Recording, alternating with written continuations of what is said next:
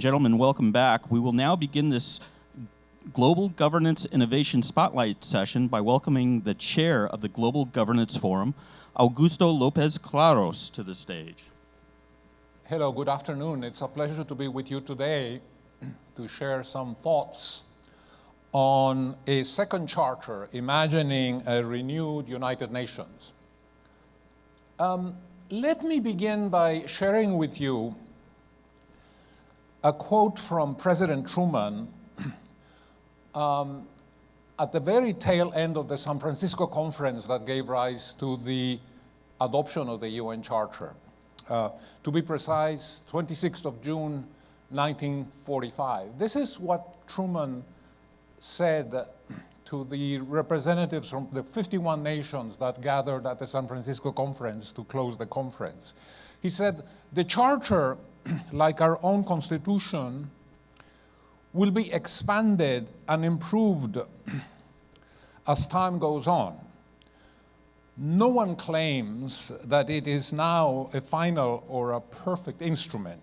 It has not been poured into any fixed mold. Changing world conditions will require readjustments, but they will be the readjustments of peace and not of war. I find that very interesting. Actually, 14 years before, in 1931, this was even before the United Nations was created, Shoghi Effendi, the head of the Baha'i community at that time, was surveying sort of the catastrophe associated with the Great Depression. 1931, the global economy is essentially in a dire strait. And he says the following, he says, the fundamental cause of world unrest is our failure to adjust our system of economic and political institutions to the imperative needs of a rapidly evolving age. I guess this is the first reference that I have seen to something that today we call the governance gap. The inability of our existing institutions to deal with the problems that we face today because they don't have the resources, they don't have the jurisdiction, they don't have the power to do so. And yesterday, Antonio Gutierrez, the UN Secretary General, said something that resonates very, very closely with these statements. He says, global governance is stuck in time. We cannot effectively address problems as they are if institutions don't reflect the world as it is. Instead of solving problems, they risk becoming part of the problem. I think that those were very, very sensible words. President Truman's conciliatory words back in 1945 to close the San Francisco conference were necessary to placate the concerns of something like 17 nations that had come together who resented the adoption of a charter, a constitution for the new global order that was being created after World War II, that through the power of the veto in the Security Council essentially exempted the big powers from the obligations of membership, of charter membership. That was the genesis, that was the background for the introduction of Article 109, introduced at the tail end of the conference. And that was intended to open the door for future consideration of the Charter's appropriateness in light of the changes that may have taken place in the meantime. In other words, it was a way to validate the comments of President Truman that the charter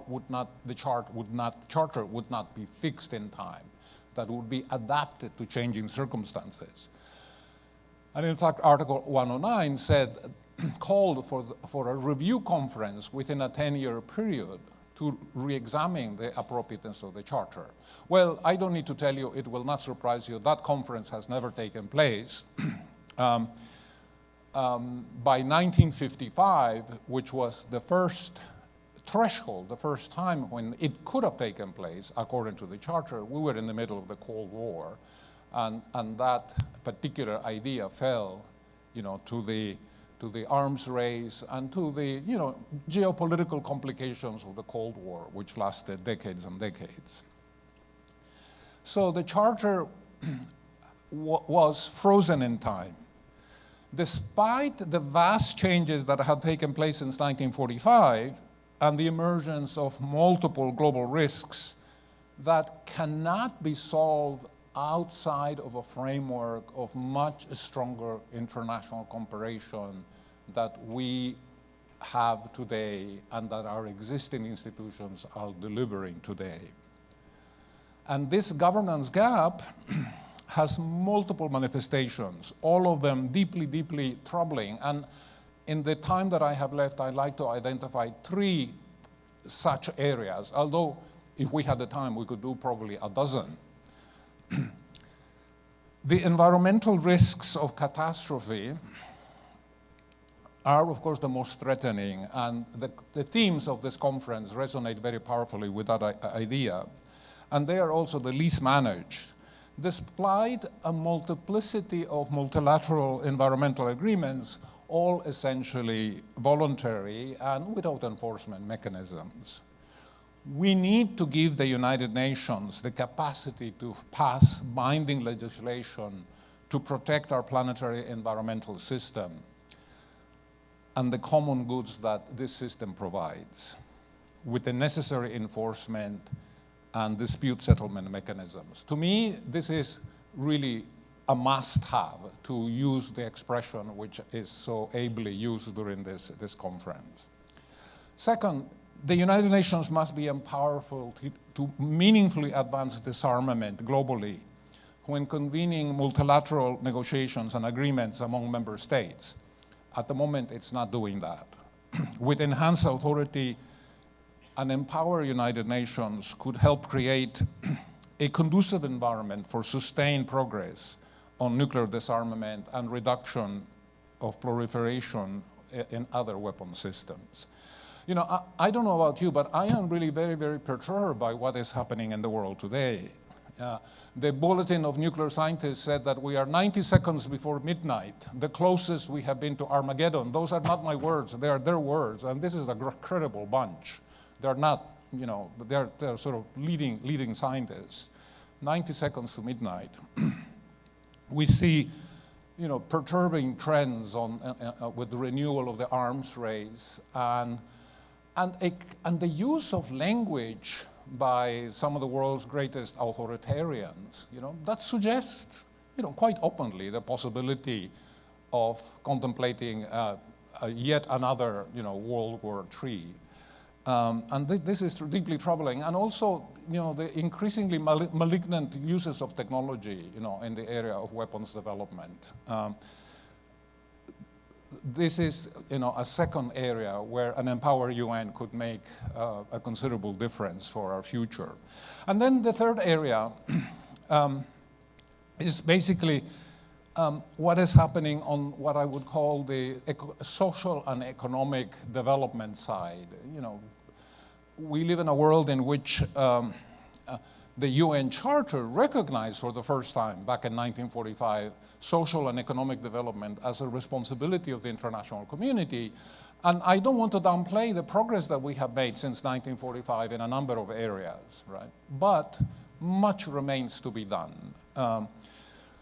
We have 700 million people living under the World Bank's extreme poverty line. The Global Governance Forum organized a series of events yesterday, and Luis Felipe López-Calva, the global director of the World Bank for Poverty and Equity, one of the leading authorities at the bank on issues of poverty and equity, basically said that the World Bank extreme poverty line is extremely austere, right? If you actually raise it to something that is more sensible, something like $6.85, which still leaves people struggling to make ends meet by the end of the month, a full 47% of the world's population is actually poor today, right? So let's not become too triumphalist about the progress that has been made with poverty reduction. We still have a serious poverty problem.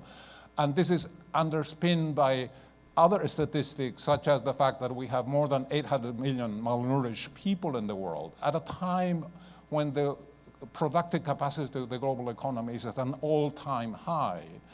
this contradiction between 800+ million people who are going to be stunted as a result of inadequate nutrition in their early years, in a context of abundance and wealth such as we have never seen before, is really a very, very sad commentary on our economic system.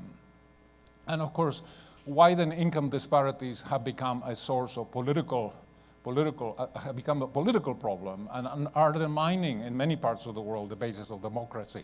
I'm not going to quote to you all kinds of horrible statistics about, the extent of inequality in the world. You are familiar with them.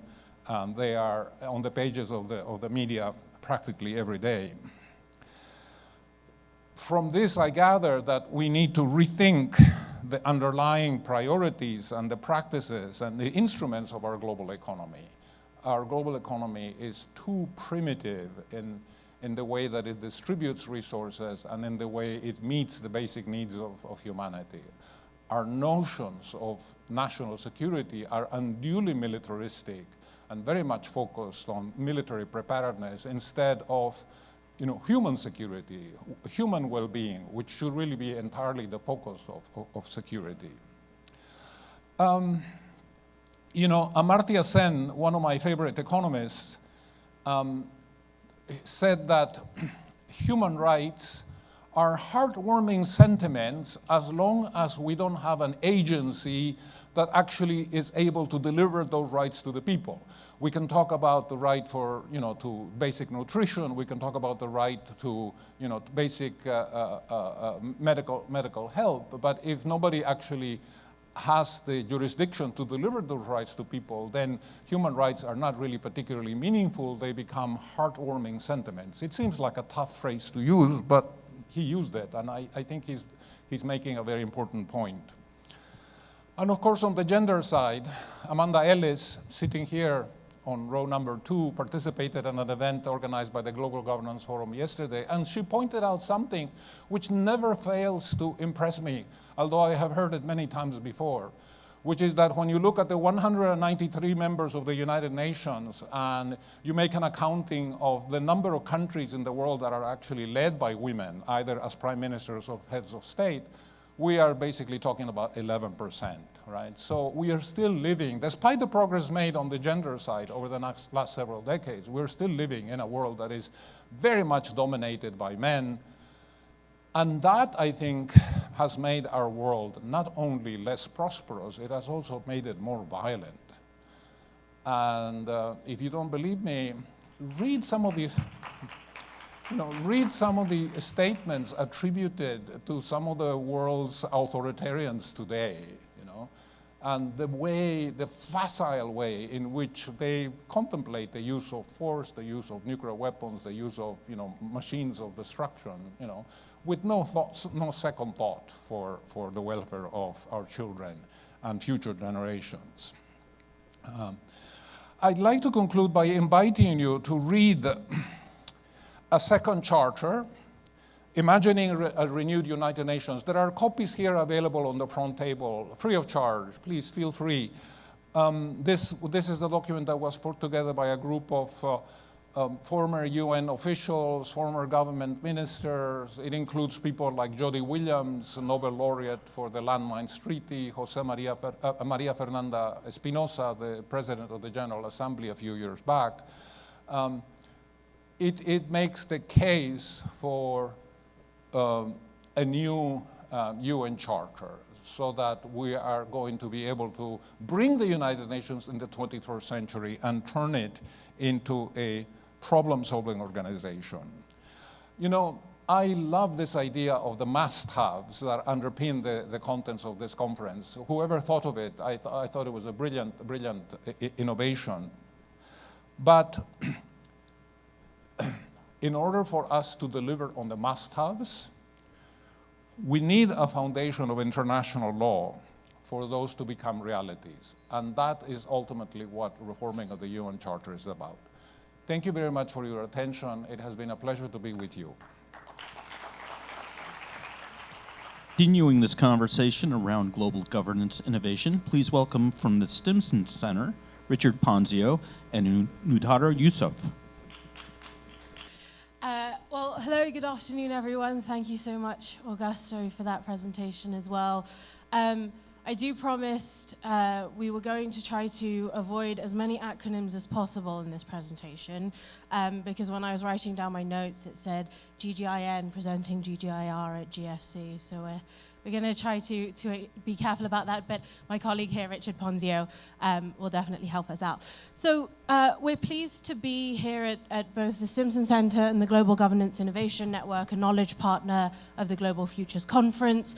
We want to say a big thank you to our dear friend, Ambassador Ellis, and the Global Futures Conference for having us. So global problems are increasingly connected. Engaging new voices, instruments, networks, knowledge, and structures is the key to coping with today and future global challenges, which include but are not limited to renewed great power tensions, deepening global north-south divides, and the associated trust deficit that comes with that, virulent nationalism, runaway climate change, unconstrained artificial intelligence, and so much more. So against this backdrop, the analysis and recommendations presented in the inaugural Global Governance Innovation Report are intended to encourage more imaginative and forward-leaning policy conversations in the run-up to the 2024 Summit of the Future, which will be here in New York, same time next year, 22nd to 23rd September, which is a generational opportunity to refashion our approaches to tackling complex global problems that no single country or institution is capable of addressing on its own. This inaugural GGIR, acronym, focuses on redefining approaches to peace and security and humanitarian action, while helping to further refine and operationalize concepts that UN Secretary General Antonio Guterres has outlined in the new Agenda for Peace. So, this report is also proud to introduce the new Global Governance Survey and Global Governance Index tools. We're delighted to have partnered with IEP, the Institute for Economics and Peace, Michael sitting right over here, and Chani Research on both of these tools and measurement devices.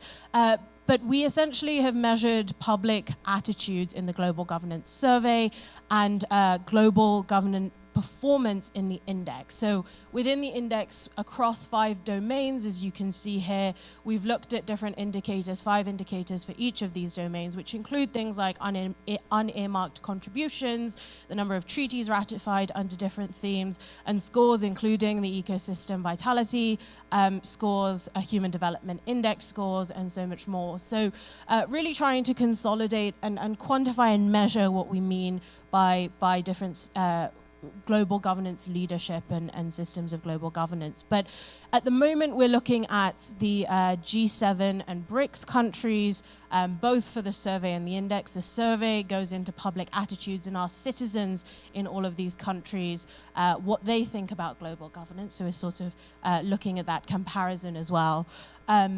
But I think in the future, we definitely hope to expand this pool of countries. So just to very quickly run you through what we saw as a result. Germany sort of came out on top on the Global Governance Index. This is across all 5 domains.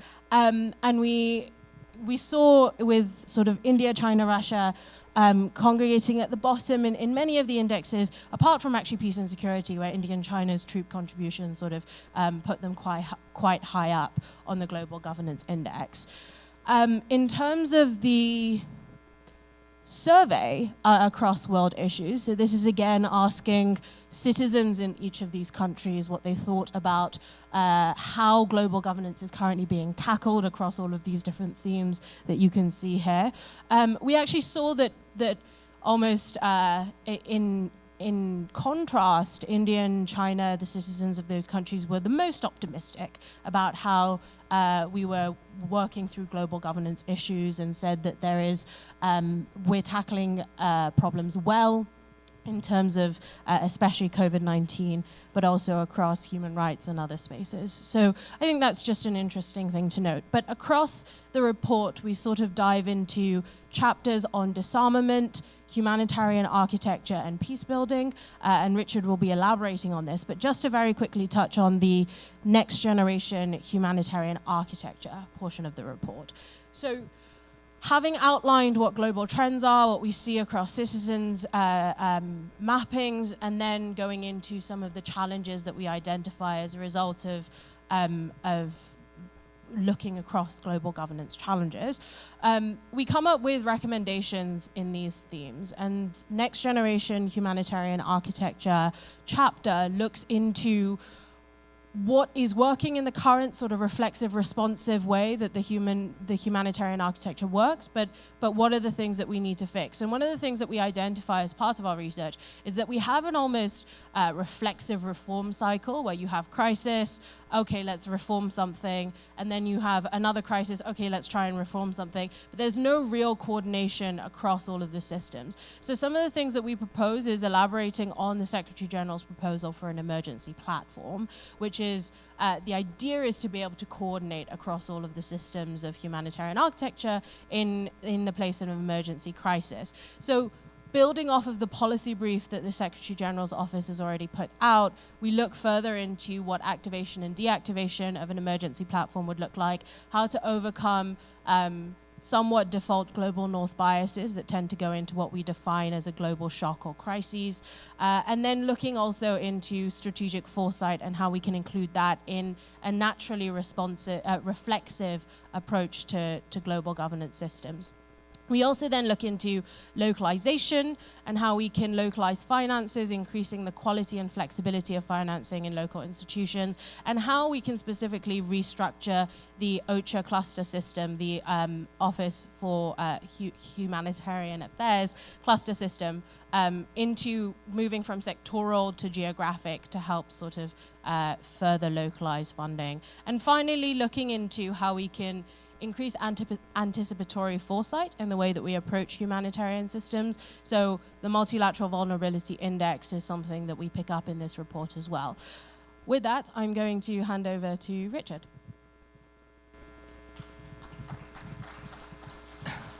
Thank you, Nudhara. With our remaining 5 minutes, I will speak to the work that we're doing on what are called the 4 Ps: prevention, peacemaking, peacekeeping, and post-conflict peace building, to raise the ambition of this big summit of the future this time next year you've been hearing about, especially at this conference, and specifically the new agenda for peace that the Secretary General recently introduced. And while we're really in the peace and security track for this year's report, we're going to go into global economic governance. In the future, we'll definitely deal with climate governance as a proud partner and member of the Secretariat team under Maya Grof and the Climate Governance Commission that you heard about earlier today. Specific proposals then here on the screen, a new civilian response capability. This initiative would include a rapidly deployable cadre of 500 international staff possessing technical expertise, along with 50 senior mediators and special envoys of the Secretary General, with an emphasis on recruiting women and youth. And this would be very much about taking further each of the 4 Ps that I refer to. Secondly, early warning and action. We would try to improve the capabilities in this critical area by designating responsibility within 2 key departments: Political and Peacebuilding Affairs and the Department of Peace Operations of the UN, with the tools, resources, and mandate, but a mandate to work out with these really important intergovernmental bodies you all know about: the Security Council, the General Assembly, the Peacebuilding Commission, created at a big UN summit back in 2005, getting to the signs and factors associated with mass atrocity events. And here we also propose a new tool within the Peacebuilding Commission called a Peacebuilding Audit to encourage work on early warning indicators and, of course, early action. Third area, very quickly, Security Council reform. It's going to come up again. It always does in connection with these summits. We're advocating 6 new seats that very much allow countries that have to get on and off the agenda every 2 years to scrap that part of the charter, and then they take on a sort of a de facto permanent status, which is what the heart of the debate is all about, along with modifying the use of the veto. General Assembly, please follow debates around the Liechtenstein Initiative, shining a light on the misuse and abuse of the Security Council's veto. And it's also linked to this Uniting for Peace resolution, which has been around for decades. In the final slide, and there's a lot up there, and we encourage you to see it in the report, where we speak on the top level about what governments need to do, on the bottom level what we in civil society need to do. at the heart and working together as a smart coalition to, again, raise the full ambition and realize the full potential of the Summit of the Future. And with the governments, they've been working on procedural process declarations for the last 2 years, to be honest. And we need to get on to the real substantive negotiations. One of the 5 chapters, in fact, they cover almost everything under the sun during this Global Futures Conference this week. But the peace and security issues that we speak to will be in section 2 of the report. And moving on to specifics on the agenda, in particular, it's the Secretary General's work, the Our Common Agenda he brought out 2 years ago, which is leading to the Summit of the Future. A high-level advisory board on effective multilateralism led by Ellen Johnson Sirleaf and others. Many concrete ideas on environmental governance as well, but speaking to these peace and security issues, and a whole range of policy briefs. But the most important thing is that Secretary General, besides being in a second term, he can expend capital, but he derives so much moral authority from 2 key instruments, the 75th anniversary, the Declaration of Human Rights, and the UN Charter, of course. Time to use it. But civil society, and this is the point I'll finish on. Actually, I want to make 2 very quick points. But we have so much to do as a community. There's a coalition for the UN we need. It not only puts out important knowledge resources that you can utilize to be actively engaged, called an information bulletin every time there's a formal negotiation, but they're having a series of regional and even soon to be national consultations culminating in a major civil society conference in Nairobi in November of next year. It's so important, though, those of you come from different countries around the world, we get representation. Often civil society can be represented on the delegations for these negotiations. But I do want to finish with one last point, building off of Dr. López-Claros' second charter initiative. And it's the view, and we write about it in this report, that we're not going to get everything we want in the next 12 months, and yet there are going to be commitments where exactly what Augusto was speaking to, changes in the charter will be critical. We have to honor the vision and commitment of the framers of the UN Charter to allow it to be revitalized, modernized, upgraded over time. So not next year, but maybe within the next 3 years. Let's not keep kicking the can down the road and look at the commitments in the outcome document a year from now, the Pact for the Future, and study it, not just in Security Council reform, but across the board, Trusteeship Council, to deal with stewardship of our Mother Earth, for instance. It's time that we open the Charter and create a 21st century fit-for-purpose institution. Thank you so much for your time.